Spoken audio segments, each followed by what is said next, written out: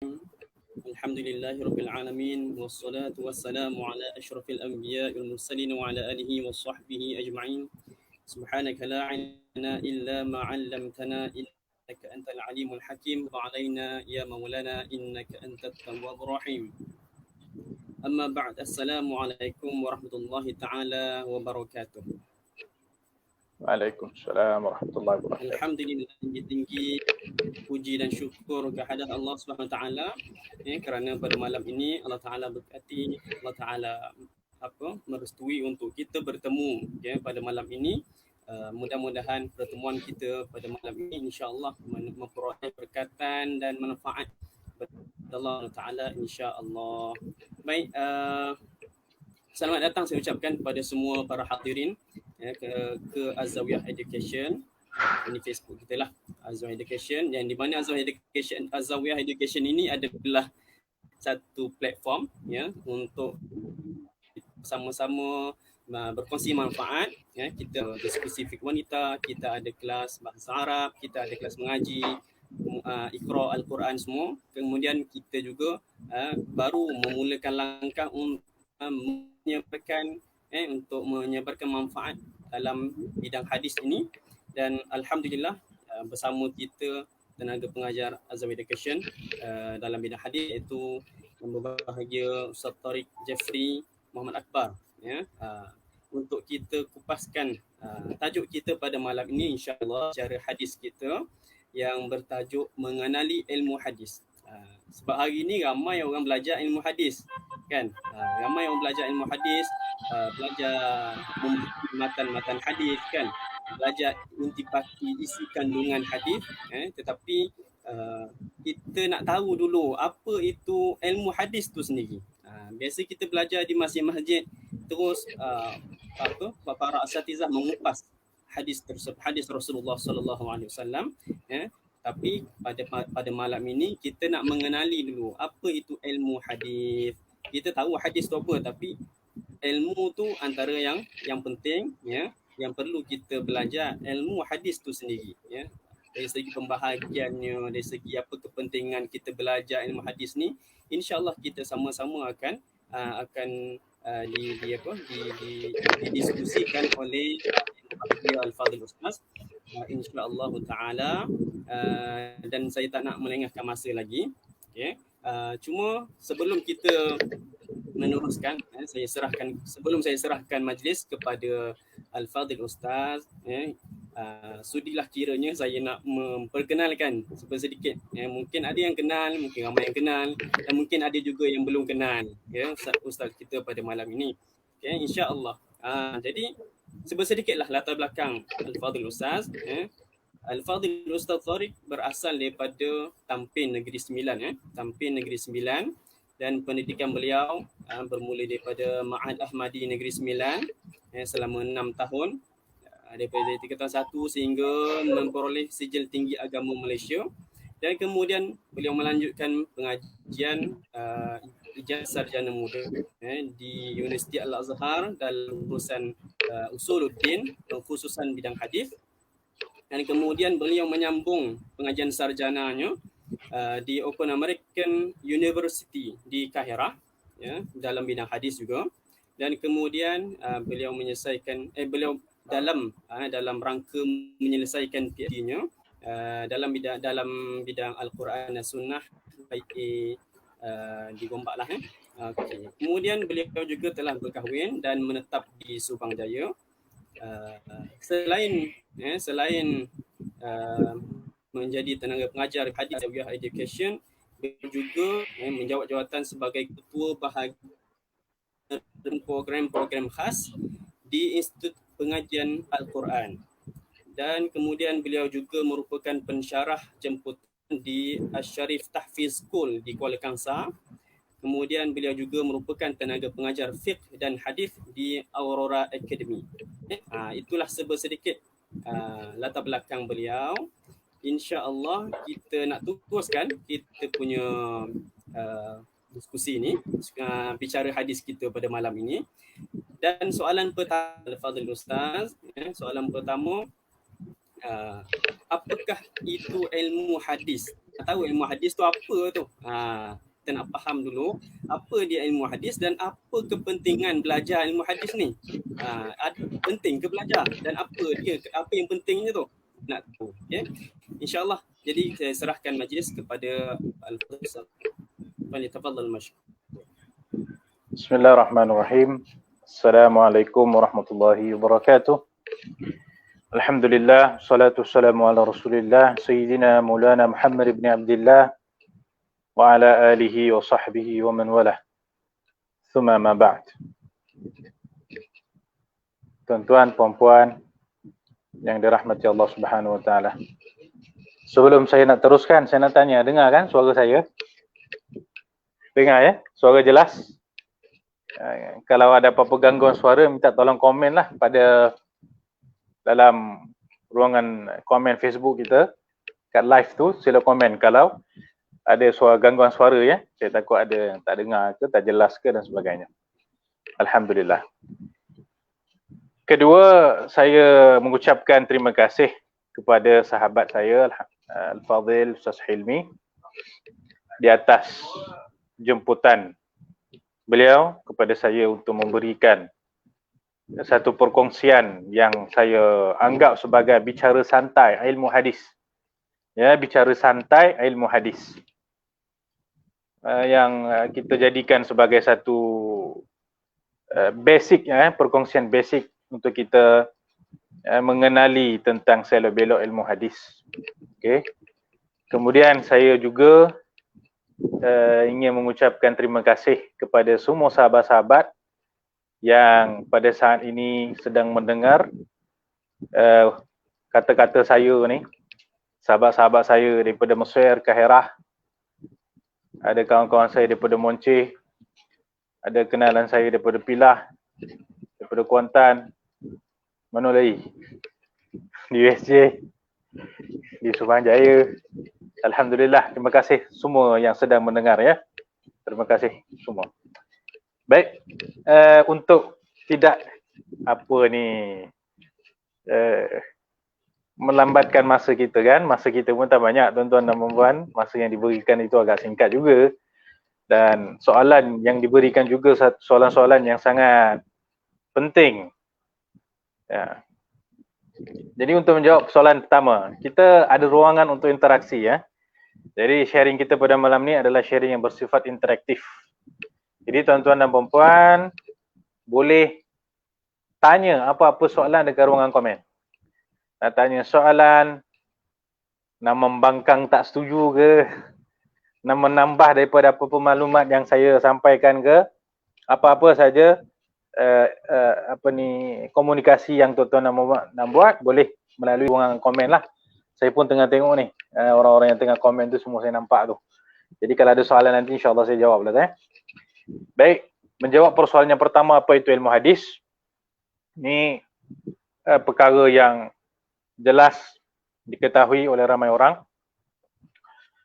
Yang dinamakan hadis itu adalah segala yang disandarkan kepada Rasulullah sallallahu alaihi wasallam daripada segala jenis kenyataan, tindakan, kebenaran dan apa yang disandarkan kepada sahabat dan juga tabi'in. Ini hadis. Untuk kita kalau nak rungkai satu-satu ni, masya-Allah panjang syarah dia.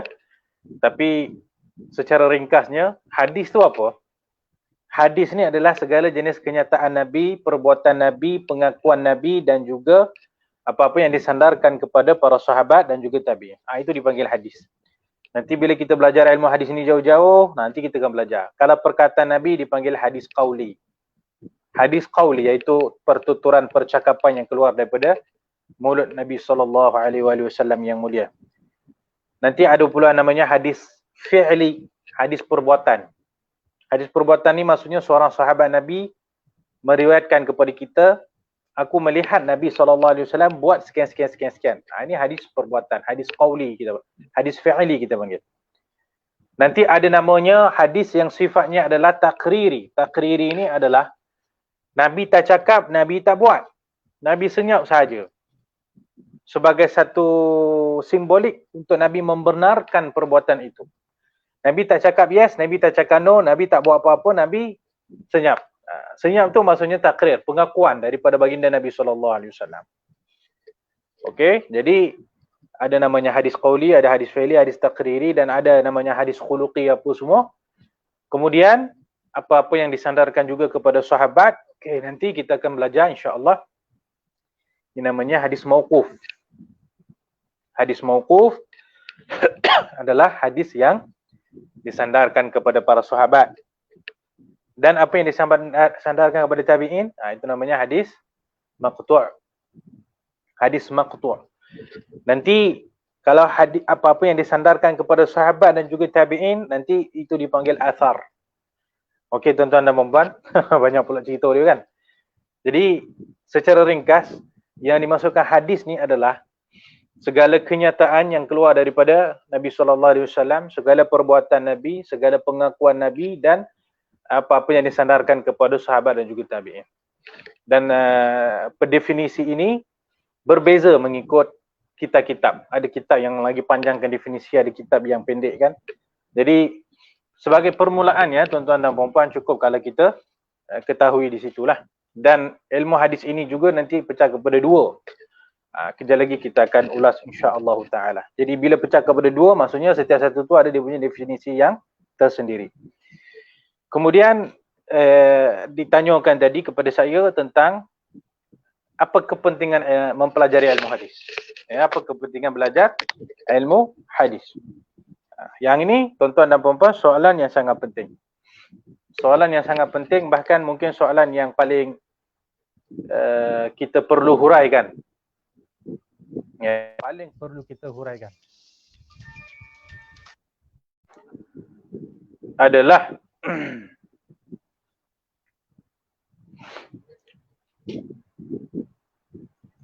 pertama, kepentingan belajar ilmu hadis. Yang pertama, saya simpulkan secara ringkas tuan-tuan dan puan-puan. Saya menganggap mempelajari ilmu hadis ini adalah salah satu pintu untuk mencapai keredaan dan kecintaan Allah Subhanahu Wa Taala.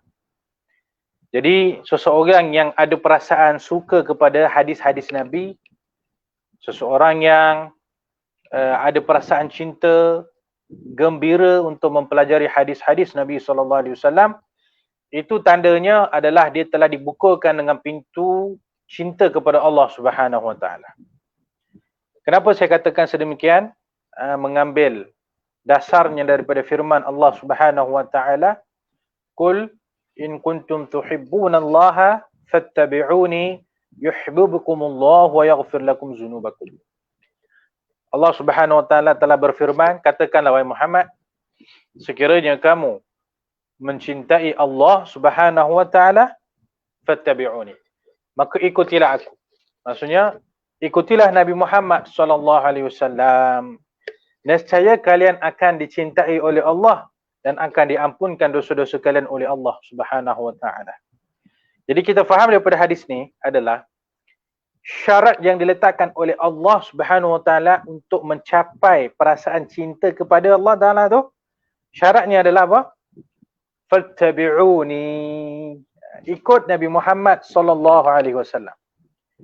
Jadi macam mana nak ikut Nabi Muhammad SAW kalau tak belajar hadisnya? Macam mana nak ikut Nabi SAW kalau kita tak belajar tentang perbuatan-perbuatan yang Nabi lakukan? Macam mana kita nak ikut Nabi SAW kalau kita tak belajar sejarah kehidupan Nabi SAW? Jadi yang pertama, apa kepentingan belajar ilmu hadis, tuan-tuan dan puan-puan? Yang pertamanya adalah untuk mendapat kecintaan, untuk menggapai keredaan daripada Allah Subhanahu Wa Taala. Baik, nombor dua. Apa lagi kepentingan mempelajari ilmu hadis Rasulullah sallallahu alaihi wasallam adalah, saya mengutip juga daripada hadis, kepentingannya adalah selamat daripada fitnah dunia dan juga akhirat. Ilmu hadis inilah yang akan menyelamatkan seseorang hamba Allah daripada fitnah. Ya. Secara khususnya pada zaman yang kita sekarang ni tengah duduk ni, bukan sedikit fitnah yang timbul, tuan-tuan dan puan-puan. Kiri, kanan, depan, belakang, atas, bawah, semuanya penuh dengan fitnah-fitnah belaka. Khususnya fitnah yang paling kita takuti adalah fitnah yang terkait dengan agama, fitnah yang memberi kesan, pengaruh kepada iman dan taqwa dalam jiwa kita. Okay, fitnah itu yang paling kita risau sekali. Jadi untuk menghadapi fitnah ni, kita kena berpegang teguh dengan hadis Rasulullah sallallahu alaihi wasallam. Di sini saya datangkan satu hadis, satu riwayat baginda Rasulullah sallallahu alaihi wasallam nak menunjukkan betapa pentingnya mempelajari, mengetahui hadis Nabi sallallahu alaihi wasallam untuk menghadapi fitnah akhir zaman. Di dalam satu hadis yang membicarakan tentang kemunculan Dajjal.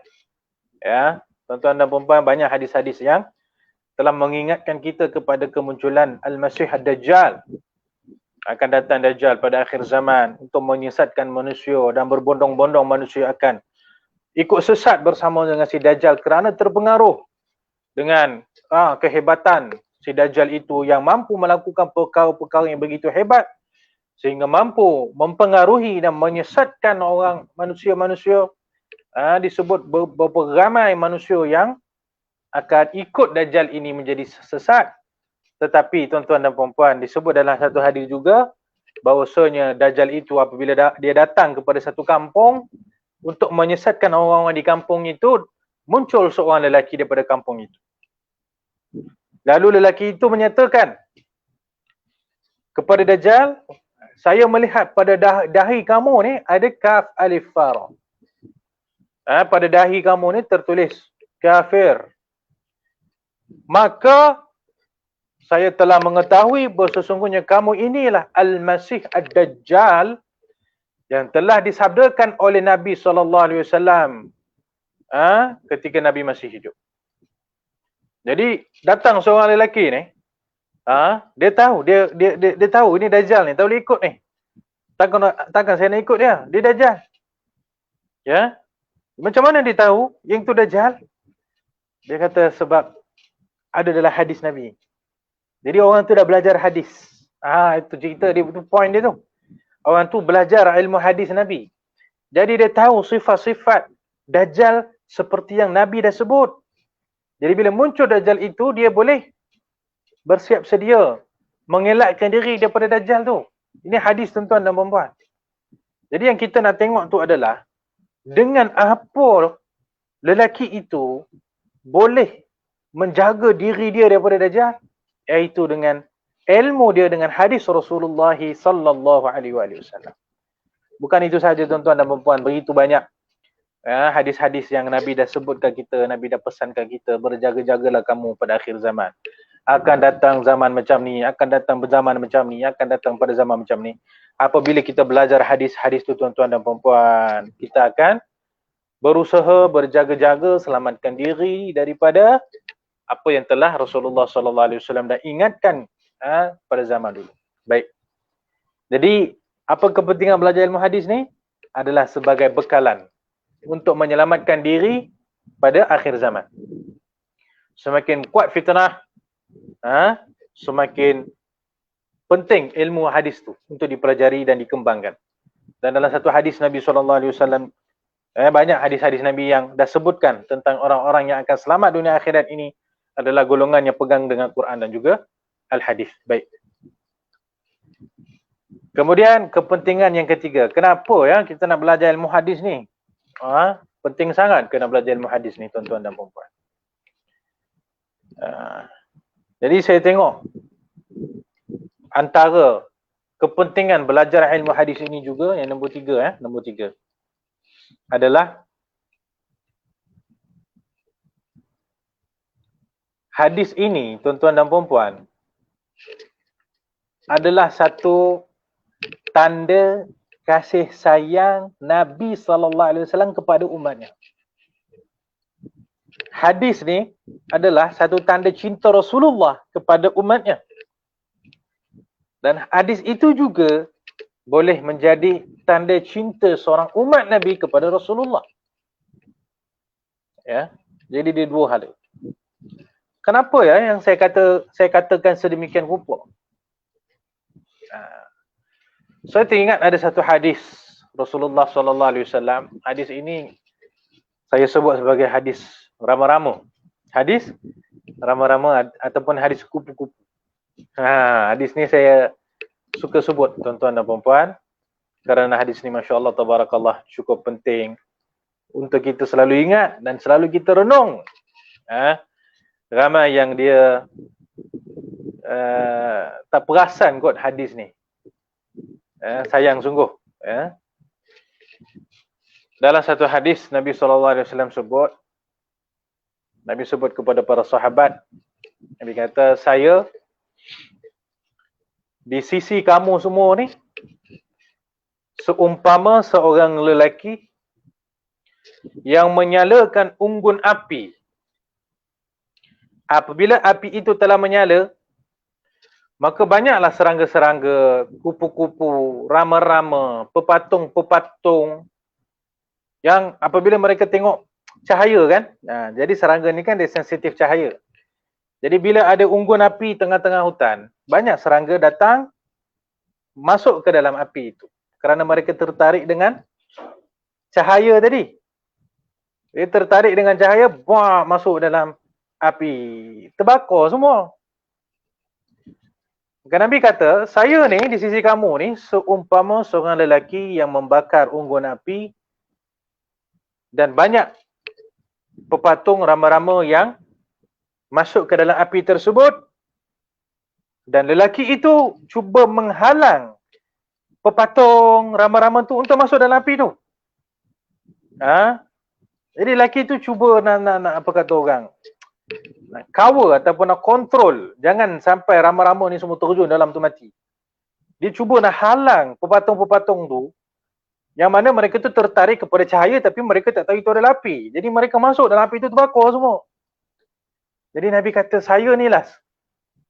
Saya ni kata Nabi seumpama seorang lelaki yang nak cuba jaga kamu semua ni daripada masuk api neraka. Jadi Nabi ni seumpama lelaki tadi yang menghalang pepatung dan rama-rama untuk terjun dalam api tadi. Sedangkan rama-rama dan juga pepatung itu adalah umatnya. Umatnya yang ada kalanya mengikut arus yang menyebabkan mereka tercampak dalam api neraka. Tuan-tuan dan puan-puan, apa kita faham daripada hadis ni? Siapa jaga kita daripada api neraka? Siapa yang cuba menghalang kita daripada kebinasaan?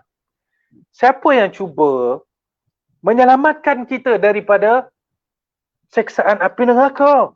Kalau bukan Nabi Muhammad sallallahu alaihi wasallam. Nabi kata, saya dah try dah. Saya dah cuba dah. Saya cuba tahan kamu semua ni supaya jangan kamu masuk dalam neraka, tapi ramai juga terlepas. Aku dah tahan pun terlepas juga. Ramai juga yang masuk dalam api itu. Jadi tuan-tuan dan puan, kita ni macam rama-rama lah. Kita ni macam pepatung lah. Kita nampak benda tu cantik. Kita nampak benda tu sesuai dengan nafsu syahwat. Benda tu sesuai dengan keinginan, kita pun pergi ambil. Terjebak masuk dalam api neraka. Yang menghalang kita siapa? Rasulullah sallallahu alaihi wasallam. Bagaimana Rasulullah halang tuan-tuan dan puan-puan? Nabi halang kita semua daripada nak masuk api neraka. Nabi yang kasih kepada kita. Nabi yang cinta kepada kita. Nabi yang kasihan kepada kita. Yang cuba menghalang umatnya daripada terjun dalam api neraka. Macam mana caranya? Caranya adalah Nabi SAW sampaikan Al-Quran, sampaikan pesanan-pesanan, nasihat-nasihat, panduan hidup seperti yang termaktub dalam hadis Nabi SAW.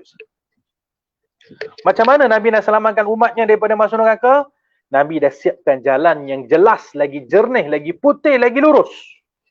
Itulah jalan Islam yang terdiri daripada Quran dan juga Sunnah.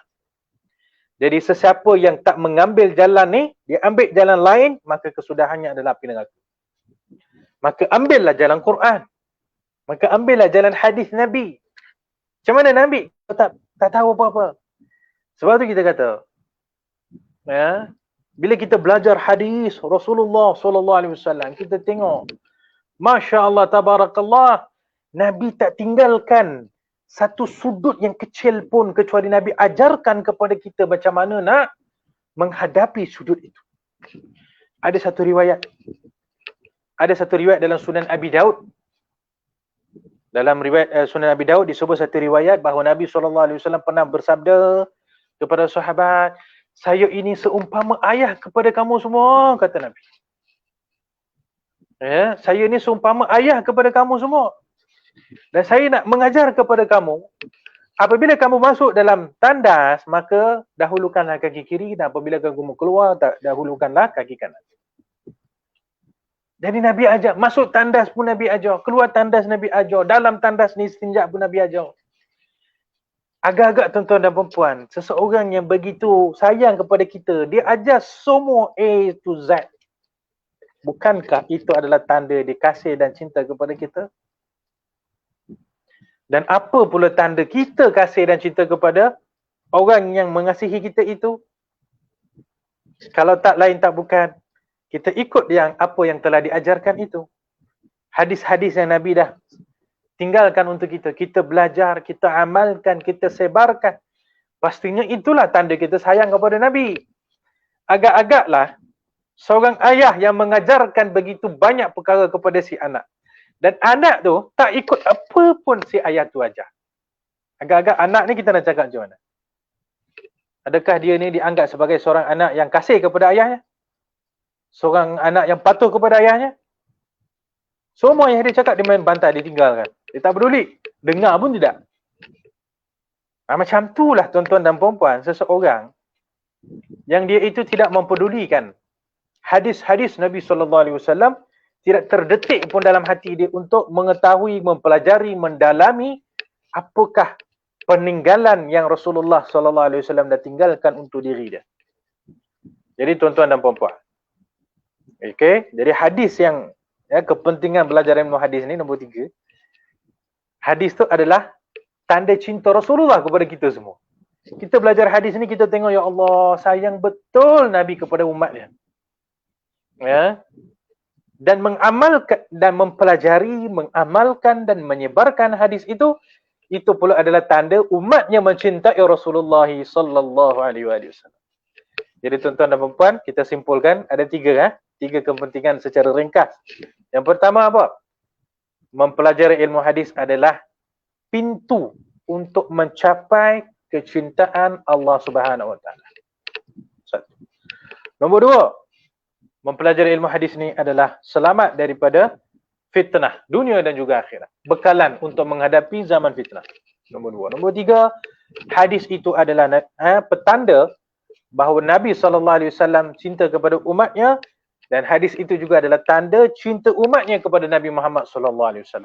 Ini secara paling ringkas tuan-tuan dan puan-puan, kerana masa kita tak banyak. Ini pun tinggal sikit je masa tu. Tinggal sikit je. Jadi itulah setakat jawapan saya kepada persoalan yang diberikan oleh Al-Fadhil Ustaz Hilmi. Jadi silakan Ustaz Hilmi, kita pergi tengok soalan lain kalau ada.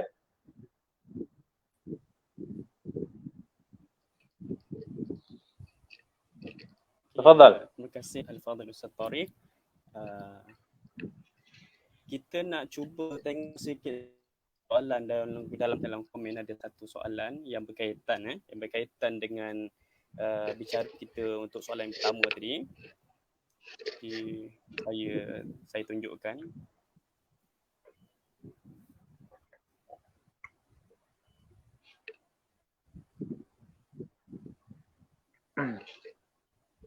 Okey, Ustaz, hadis kursi macam mana Ustaz? Perbualan antara Rasulullah sallallahu alaihi wasallam dan Allah Subhanahu wa taala. Baik. Hadis ni tuan-tuan dan puan-puan, ya, nanti insya-Allah ada soalan yang akan ditanyakan secara khusus tentang pecahan-pecahan ataupun kategori hadis. Hadis-hadis ni, kategori hadis ni terlalu banyak, ya. Kategori-kategori pembahagian hadis itu terlalu banyak. Seperti contohnya kalau dalam kitab Muqaddimah Ibn Salah, dalam kitab Muqaddimah Ibn Salah ini, Al-Imam Ibn Salah mendatangkan hampir 65 cabang ilmu hadis. Dan ulama yang datang setelah Al-Imam Ibn Salah menambah lagi. Imam Bulqini tambah lagi, Imam Ibn Hajar tambah, Imam Suyuti tambah, Imam Sakhawi tambah, saya rasa mungkin cecah 100 jenis pecahan ataupun pembahagian ilmu hadis. salah satu daripada jenis ataupun pembahagian ilmu hadis ini dipanggil hadis qudsi. Hadis qudsi ini maksudnya apa? Hadis qudsi ini adalah makna bagi hadis itu datang daripada Allah tetapi disampaikan dengan lafaz yang disusun oleh Rasulullah sallallahu alaihi wasallam. Jadi macam mana? Tema hadis tu, mafhum hadis tu, makna hadis itu daripada Allah. Tapi disampaikan dengan lafaz daripada Nabi sallallahu alaihi wasallam. Berbeza dengan Al-Quran. Kalau Al-Quran, lafaz dengan makna kedua-duanya daripada Allah Subhanahu wa taala. Lafaz Bismillahirrahmanirrahim. Tu lafaz tu daripada Allah. Makna dia daripada Allah. Okey? Kalau hadis qudsi, contohnya ana inda al-munkasiratu qulubuhum li ajli. Yang menyusun kata-kata ni ana inda munkasiratu qulubuhum li ajli itu kata-kata itu kata-kata Nabi. Tapi makna daripada kata-kata itu datang daripada Allah Subhanahu wa taala, maka itulah disebut hadis. Hadis sebab keluar daripada mulut Nabi, tapi qudsi itu kerana disandarkan maknanya kepada Allah Subhanahu wa taala. Ini namanya hadis qudsi. Mungkin kita tidaklah menyatakan itu perbualan antara Rasulullah dengan Allah Taala. Kalimat perbualan tu nampak macam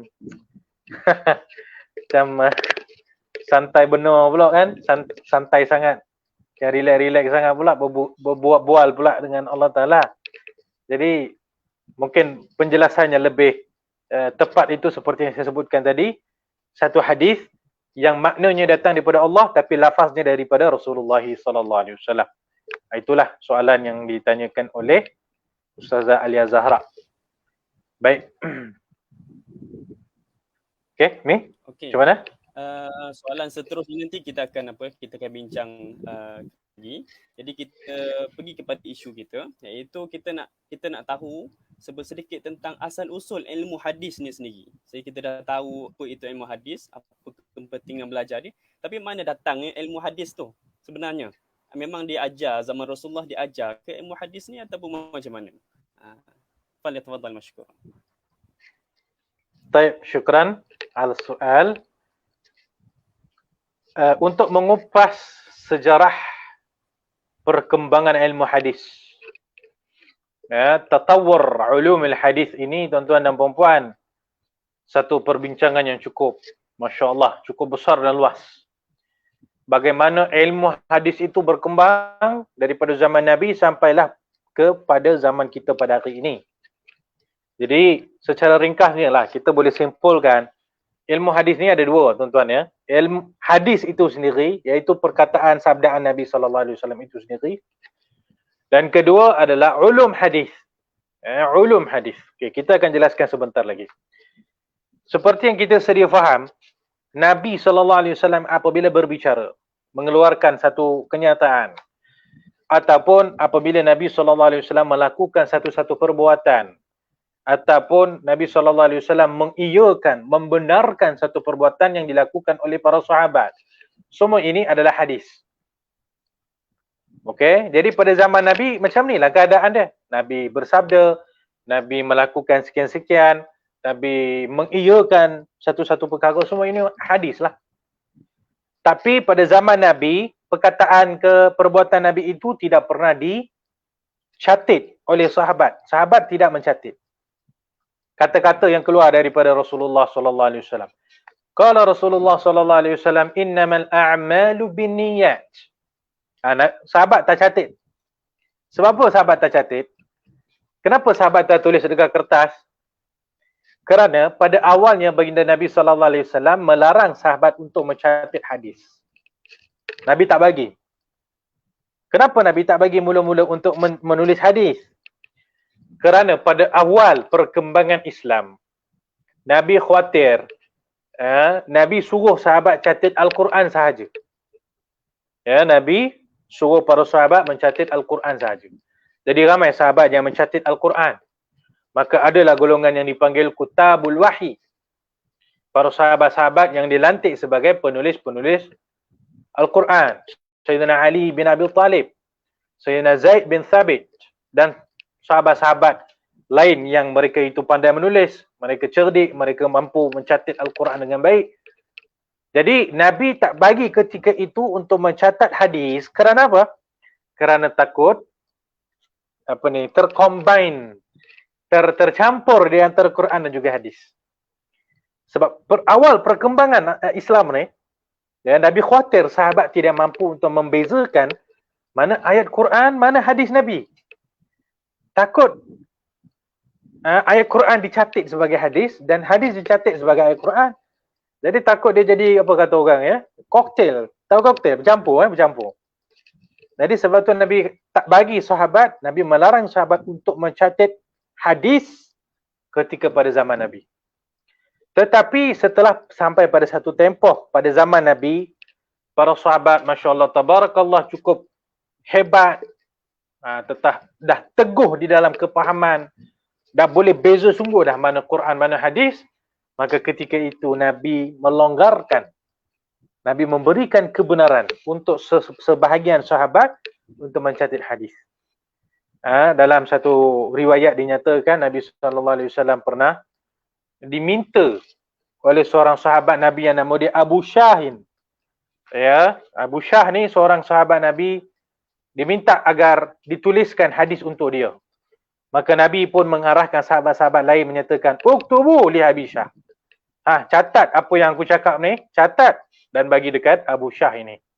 Kemudian ada juga sahabat lain seperti Abdullah bin Amr bin Al-As yang banyak mencatat hadis Nabi SAW. Sayyidina Ali bin Abi Talib pernah mencatat hadis Nabi SAW. Jadi ramailah sahabat-sahabat yang mencatat hadis itu setelah akhir-akhir. Ya, lambat-lambat sikit baru Nabi bagi mereka mencatat hadis supaya boleh dibezakan di mana Quran dan juga Al-Hadis. Tetapi hadis pada zaman Nabi tetap disebarkan menggunakan ingatan, bukan hanya dengan catatan semata-mata. Sahabat mendengar daripada hadis Rasulullah SAW, mereka hafal terus. Mereka bacakan kepada anak-anak murid mereka, iaitu tabi'in. Tabi'in bila dengar hadis itu daripada sahabat, mereka hafal terus. Mereka mengajarkan anak-anak murid mereka tabi'in hadis. Jadi hadis itu lebih banyak berkembang melalui cara hafalan. Sampailah pada zaman Khalifah Umar bin Abdul Aziz.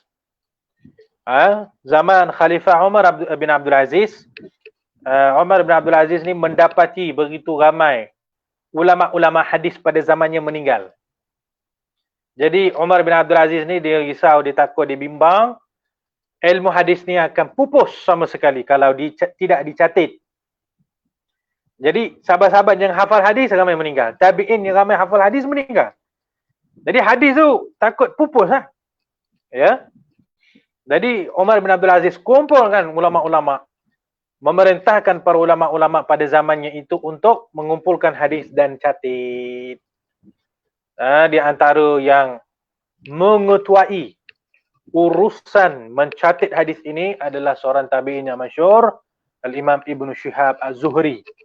Ibnu Syihab Az-Zuhri yang adalah salah seorang yang banyak menguruskan proses pengumpulan hadis pada zaman Umar bin Abdul Aziz. Jadi bila hadis-hadis itu dikumpulkan sikit, datang zaman Sayyidina Imam Al-Bukhari, Imam Muslim, maka mereka mengumpulkan hadis itu, tulis dalam kitab, maka muncullah Sahih Bukhari, Sahih Muslim, Sunan, Musannaf, Abdul Razzaq, Musannaf bin Abi Syaibah, Muwatta Imam Malik dan sebagainya. Jadi daripada situ kita akan lihat kesinambungan daripada tatawur ataupun perkembangan ilmu hadis. Ini baru ilmu hadis yang pertama, iaitu hadis dengan erti kata sabdaan baginda Nabi SAW. Ada satu lagi ilmu juga dipanggil ulum hadis ataupun dipanggil usulul hadis. Atau zaman sekarang mungkin orang senang faham kalau kita sebut mustalah hadis. Okey, ilmu mustalah hadis ataupun usulul hadis ataupun ulumul hadis itu pun ada sejarah terperinci yang agak luas, tuan-tuan dan puan-puan. Jadi saya tengok bila kita membicarakan sebentar tadi, hadis ini pecahnya hampir kepada 100 jenis hadis. 100 jenis kategori hadis. Kebanyakan kategori-kategori itu ada sejarahnya tersendiri di dalam perkembangan kategori itu. Contohnya ilmu jarh wa ta'dil. Ilmu jarh wa ta'dil ada sejarah dia tersendiri. Ilmu mushkilil hadis ada sejarah dia sendiri. Ilmu naqd mutun hadis ada sejarahnya tersendiri. Ilmu ilal ada sejarahnya tersendiri. Sebab tu saya tengok ada satu kitab yang sangat bagus yang pernah disarankan oleh guru kami, Al-Allamah Syekh Mahmud Said Mamduh. Guru kami, seorang muhaddis yang hebat pada abad ini. Beliau pernah menyarankan anak-anak murid beliau untuk membaca satu kitab yang tajuk dia Tarikh Fununul Hadis. Ni saya ada sediakan ke sebelah saya ni. Ni. Satu kitab yang guru saya kata sangat baguslah. Apa? Tarikh Funun Ilmu Hadis. Sejarah perkembangan funun ni bidang-bidang hadis. Jadi setiap bidang ada dia punya sejarah dia tersendiri. Sangat hebat, masya-Allah tabarakallah. Saya hanya mengenali kitab ini setelah disarankan oleh guru saya. Kitab ni saya rasa kalau di Mesir pun mungkin dah susah nak jumpa kot. Rasanya lah. Tapi kitab yang cukup bagus tuan-tuan dan puan-puan.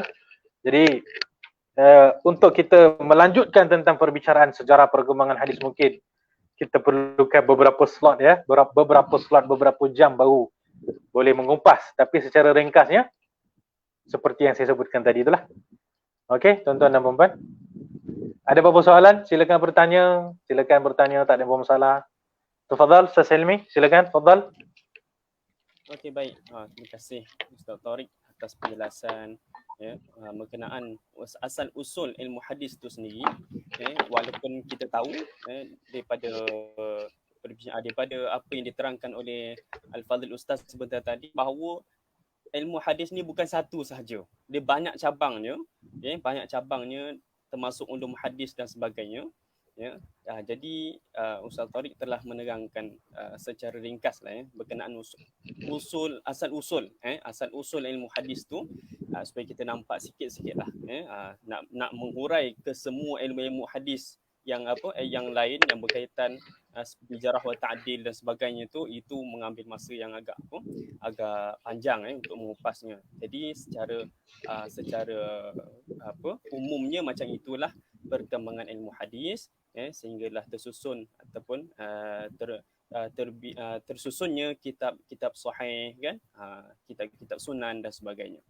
Okey, baik. Jadi kita ada soalan tapi soalan ni kita hold dulu kejap. Kita nak bagi satu lagi topik kita. Kita pergi ke satu lagi topik kita iaitu pembahagian ilmu hadis. Jadi ilmu hadis ni ada pembahagian ke ataupun macam mana, dan kalau ada pembahagian, apa pembahagian tersebut?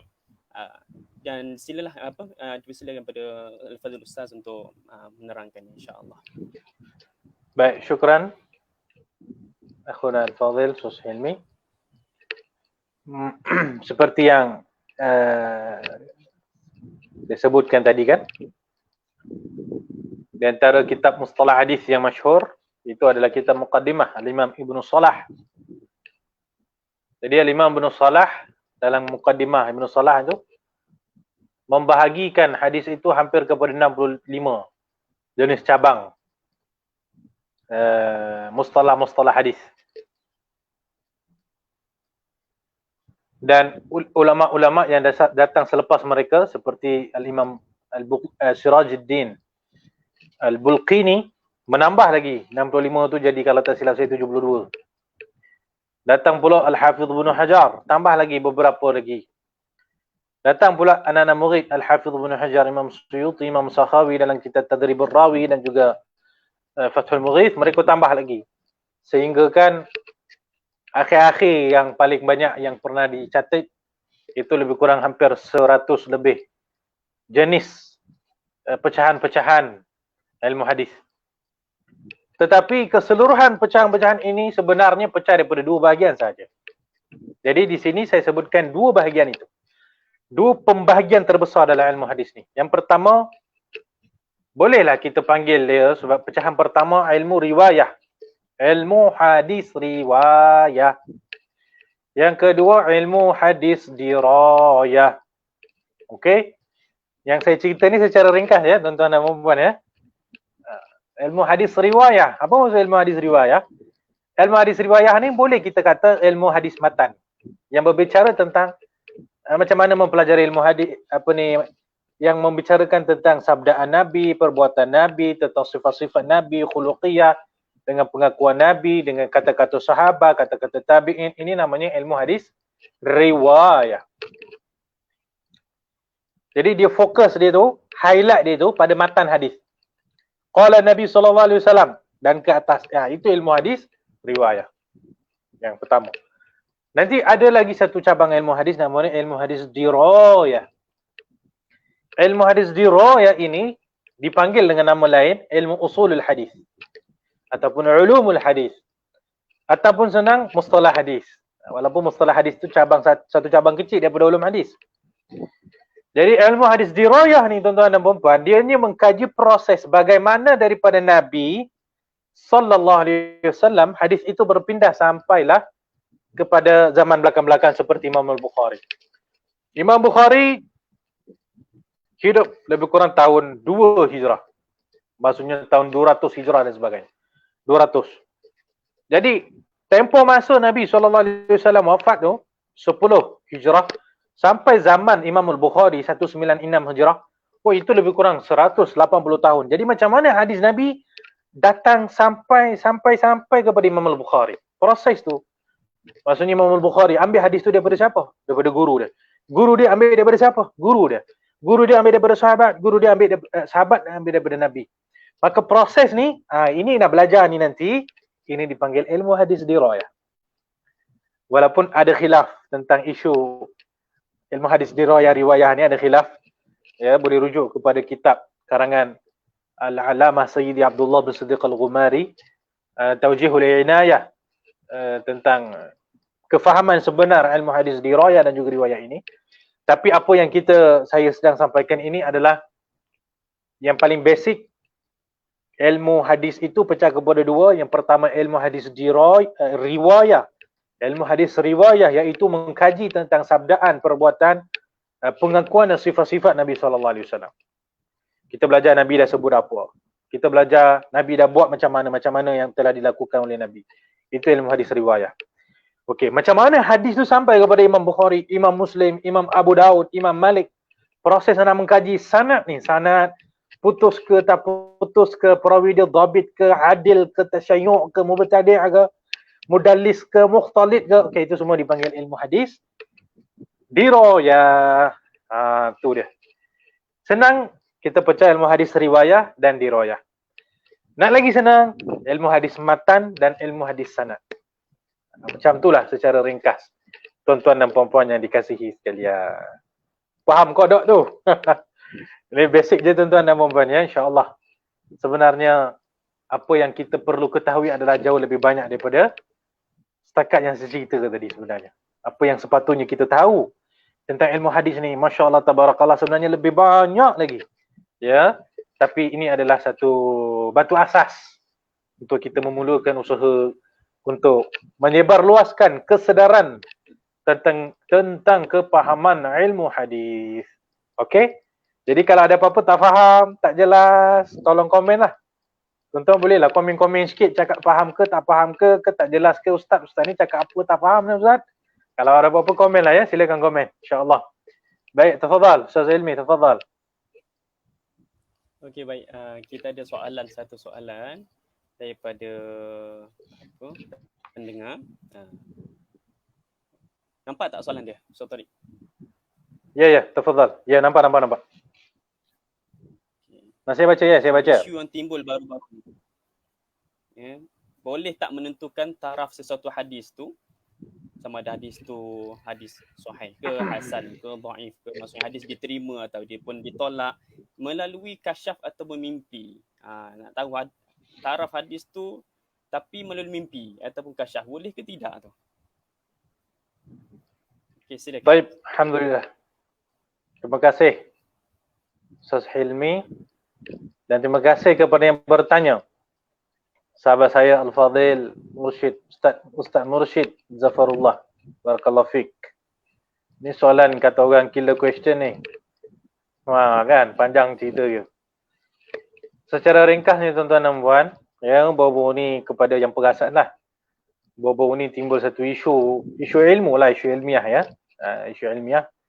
Iaitu boleh ke kita nak menentukan martabat satu hadis itu melalui kasyaf ataupun mimpi.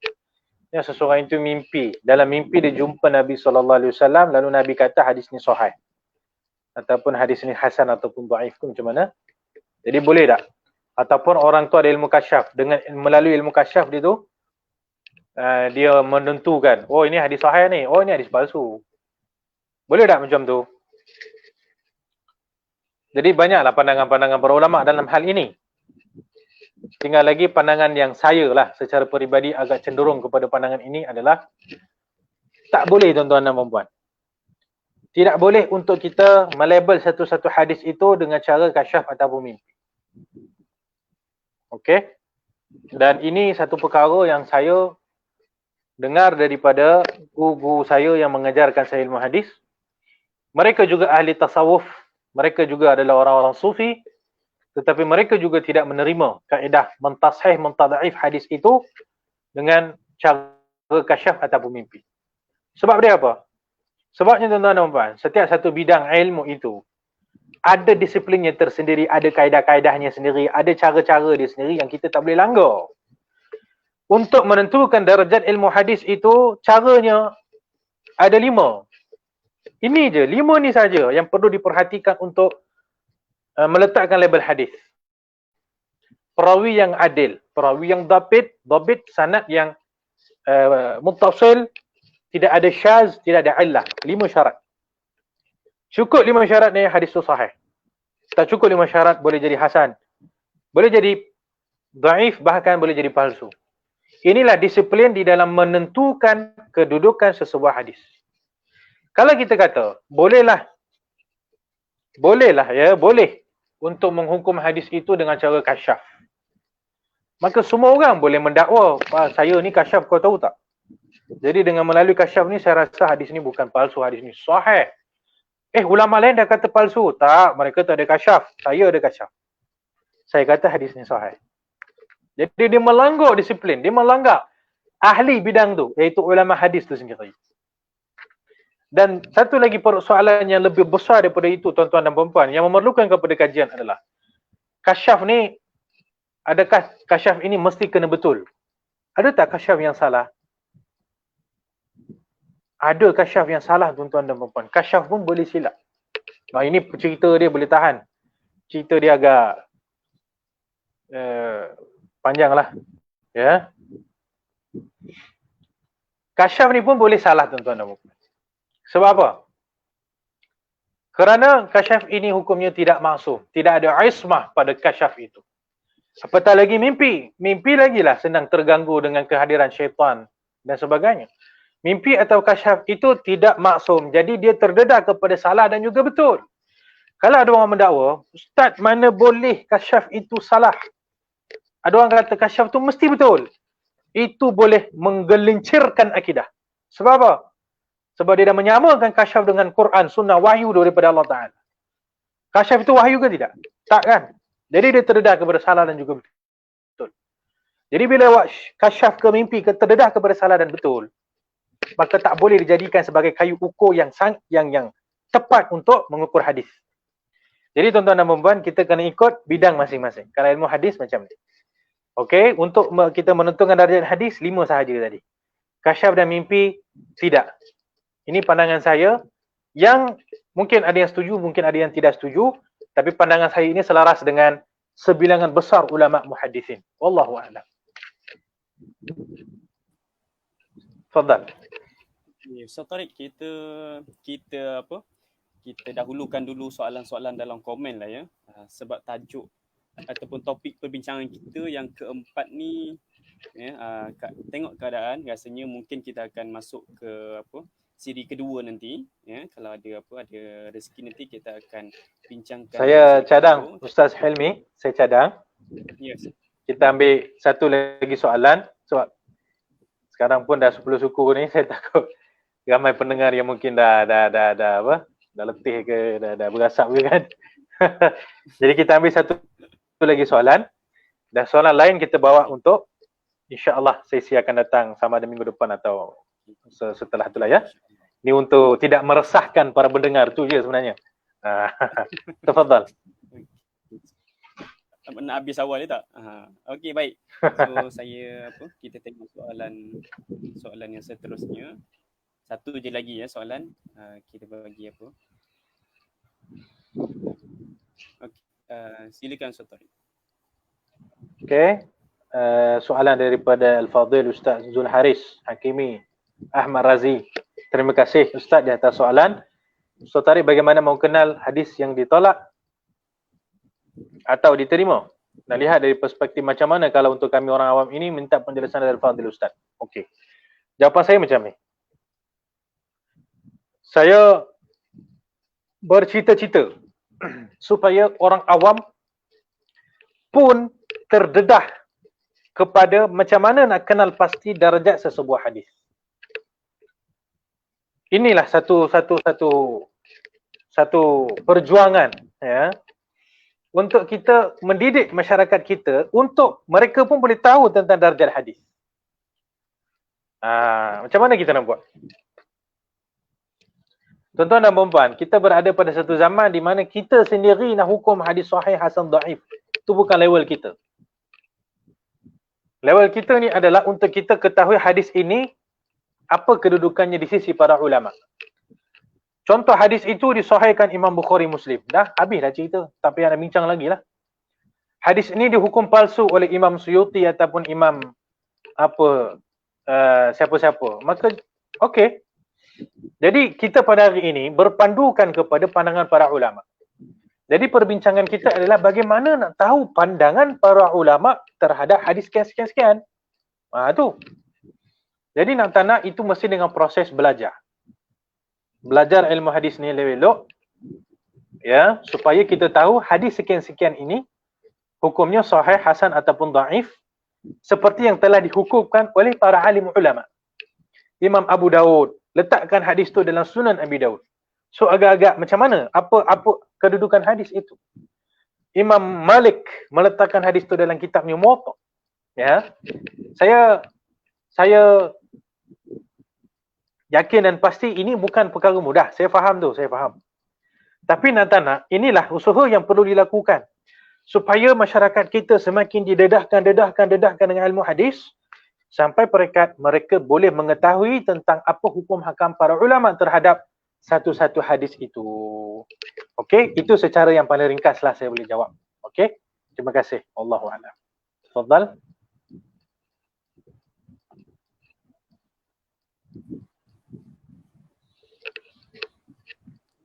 Okey, kita pun dah sampai ke penghujungnya. Terima kasih pada Ustaz Tariq atas jawapan untuk setiap soalan-soalan yang kita kemukakan. InsyaAllah soalan-soalan yang lain dan ada juga soalan yang hampir sama tadi tu. Ada soalan yang hampir sama macam mana nak tahu taraf hadis tu sahih ke tidak ke kan. Dia kena macam Ustaz Tariq sebut tadi lah kena belajar dan kita nak tahu apakah yang ulama hukumkan terhadap hadis tersebut. Jadi kita tak nak melebih masa tak nak terlebih masa daripada masa yang kita dah tetapkan dan ini pun dah terlebih dah pun. Okey. Dan terima kasih kepada Al-Fadhil Ustaz Tariq atas perkongsian yang sangat-sangat bermanfaat. InsyaAllah tuan-tuan dan puan, kita cuba nak sebarkan ilmu hadis ini walaupun bukanlah dengan cara yang terlalu detail sampai menyusahkan para masyarakat ke ataupun siapa-siapa yang nak tahu tentang ilmu ni. Kita cuba permudahkan. Saya pun minta kepada Al-Fadhil Ustaz Tariq supaya mudahkan ibarat-ibarat supaya masyarakat mudah faham. Sebab kita tengok hari ini ramai yang mungkin salah faham ataupun mungkin yang tak berapa nak faham, tahu hadis tu bukan sahih terus ditolak dan sebagainya kan. Nak sahih saja tapi maksudnya kena belajar dulu, belajar macam mana nak tahu taraf hadis tu sahih ataupun tidak, macam mana nak pastikan hadis tu diterima ataupun ditolak dan sebagainya. insya-Allah kita akan ataupun kita bercadang untuk sambung kita punya diskusi ini, bicara hadis kita pada waktu yang lain. Insya-Allah jika ada kesempatan kita akan buat hebahan dalam Azawiyah Education dan dalam grup-grup WhatsApp insya-Allah taala. Terima kasih saya ucapkan pada Al-Fadhil Ustaz Tariq atas penjelasan, perkongsian kita pada malam ini, dan terima kasih juga saya ucapkan pada semua yang hadir, dan insya-Allah soalan-soalan ni pada pertemuan akan datang, soalan-soalan yang belum dijawab sama-sama insya-Allah kita akan kemukakan semula kepada Al-Fadhil Ustaz pada pertemuan kita yang akan datang insya-Allah. Jadi saya mewakili Azawiyah Education mohon maaflah atas segala kekurangan ataupun apa-apa yang tidak sepatutnya, kalau ada lah ya. Dan terima kasih saya ucapkan kepada semua yang sudi memeriahkan majlis ilmu kita pada malam ini. Moga ketemu lagi insya-Allah taala. Dan kita tutup majlis ilmu kita ini dengan tasbih kafarah dan surah Al-Asr. Bismillahirrahmanirrahim. Bismillahirrahmanirrahim.